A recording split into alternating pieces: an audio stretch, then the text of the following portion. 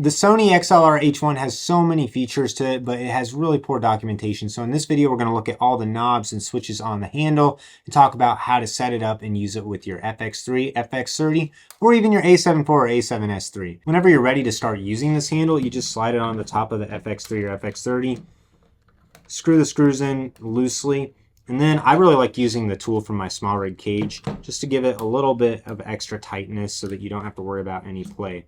Then you'll want to get on your camera, go to your audio recording settings, and go to My Shoe Audio Set. There's three different settings here: 48 kilohertz 16-bit 2-channel, 48 kilohertz 24-bit 2-channel, and there's 48 kilohertz 24-bit 4-channel. I use it in the 4-channel mode because you get more options of what audio sources to select and post, and it allows you to also use that 1/8" jack on the side.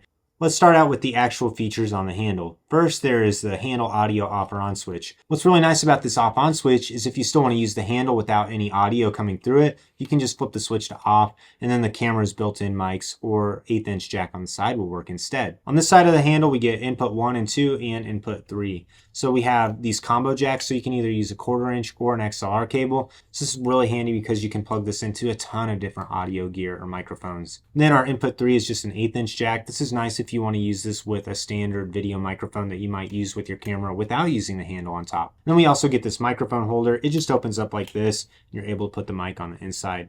I found sometimes it's hard to find a microphone that actually fits in this. They make these spacers that you can insert in, and it just thickens your microphone a little bit. Really recommend picking those up. On the bottom, we find these little clips that you can attach an XLR cable in, and there's also this micro USB port that you can use for a firmware update, but I've never had to update the firmware, so I don't even think you need to worry about that. On the bottom of the handle, we see our My Shoe, and we also get these two screws that we use to attach this to the camera. I recommend sliding it on the camera, getting it loosely tightened, and then using a tool to tighten it just a little bit more because you don't want any play with this handle whenever it's on the camera. That way you don't have to worry about any audio dropouts. On the side of it, we see that we have our knobs and all of our switches underneath this door. What's cool about this door is it allows you to still access the knobs if you very carefully use your finger, but you can also protect all the switches from getting accidentally bumped. So to change what the settings do, we just open the door and then we have full access to it. First switch that's important though is on the back. We have our input selector, and this changes what channel 1 and channel 2 do. So if we have it on input 1, then both channel 1 and channel 2 of the camera recording are going to be tied to XLR input 1 from the side. If we put it on input 1 and input 2, then it's going to make both of these work. Input 1 will go to channel 1 and input 2 will go to channel 2. Then input 3 will go to channel 3 and 4. If we change this input select to input 3, then this will change the 1/8" jack on the side of it, and it'll make that what goes into input 1 and input 2. Also, if you're using your camera in 4-channel mode, then the XLR jacks will then go to channel 3 and 4 on the camera instead. All our switches on the side, it's very easy to move through them. It's easiest to go left to right. First, we get input 1.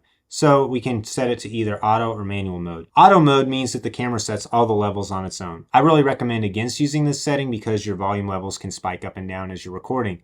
So you can set your level when it's in manual mode just by spinning this dial. I typically like to start with it at about 5. That's the stock setting. If we look up, we see ATT, which stands for attenuation. And what attenuation does is it actually cuts the amount of signal that's coming into the audio handle.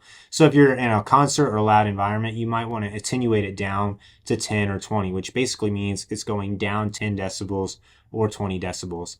It's really important for recording loud sounds. For most indoor environments, I leave it set at 0 though, because usually you want the most signal possible coming in. Beside that, we get the switch that says line, mic, or mic plus 48 volts. This is really important depending on what the different sound input is that you're getting. If you're getting sound from a soundboard or from an audio interface, you might need to set it to line because that drops the input down considerably and puts it at the appropriate level. If you're using a dynamic microphone or a microphone that doesn't need phantom power or a ribbon microphone, set it to mic and that'll keep phantom power off. For me, I'm usually using it with a shotgun mic or a condenser mic, so I need to put it at plus 48 volts because that turns the phantom power on and makes the microphone work. So that's what those switches do. Beside that, we get our input 2. What's cool about this is if we set the back switch to be on input 1 only, then this knob will actually change the volume level of input 2, even though they're using the same source. So this is really cool because you can record a safety track with the same microphone and just turn the volume down a little bit on it to get one louder and one quieter recording. On this knob, we actually see that we do get auto, manual, or link. If you have it set to link, then this knob is going to be the same as what your input 2 knob is. So that's nice if you don't want to adjust them separately or if you don't want to use the safety channel. Then we get those same attenuation and input settings switches there as well. Beside that, we get the low cut section. The low cut section is really useful because there's several different settings. We can go off, 100, or 300. And what low cut does is it cuts the low frequencies out from your sound. Typically, I leave it on the 100 hertz setting because this is going to cut out a lot of low end rumble or background noise that you find in a room.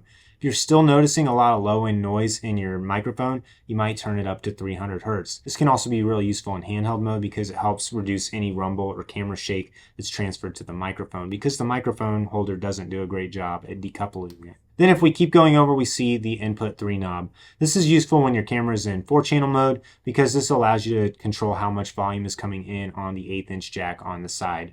Let's talk accessories for the audio top handle. I really don't like how short they made this handle. I find that it's just really hard to fit your hand on. I bought this XLR handle extender, and all you have to do is just screw it into the back of the handle. And then I even bought this top plate as well that just adds a little bit of extra protection. Also adds a cold shoe mount, which is great for putting a smaller mic on top or a wireless microphone.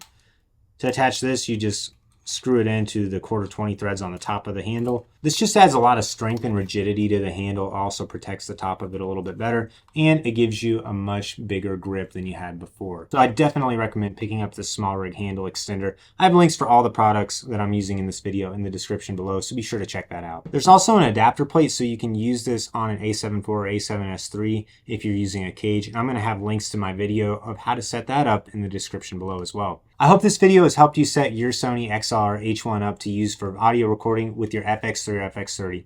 I love this, and honestly, filming this whole video is a huge pain because I use this to record audio in every video. I had to get an audio recorder out. It's just so handy to have high quality built-in audio in such a small package. If you have any other questions about this setup, leave a comment down below. I'll do my best to answer it. Like this video, subscribe to my channel so you don't miss out on any upcoming content. And if you want to buy any of the accessories we showed off in this video, I do have links for all of it, as well as everything we used to film this video in the description below.